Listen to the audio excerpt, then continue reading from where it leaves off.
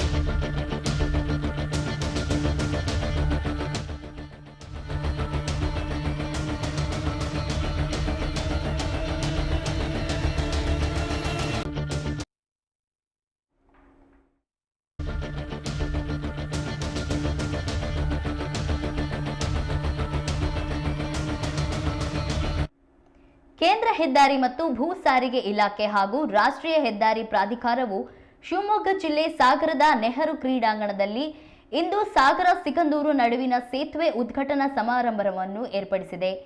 ಈ ಕಾರ್ಯಕ್ರಮದ ಆಮಂತ್ರಣ ಪತ್ರಿಕೆಯಲ್ಲಿ ನನ್ನ ಹೆಸರನ್ನು ಸಹ ಮುದ್ರಿಸಲಾಗಿದೆ.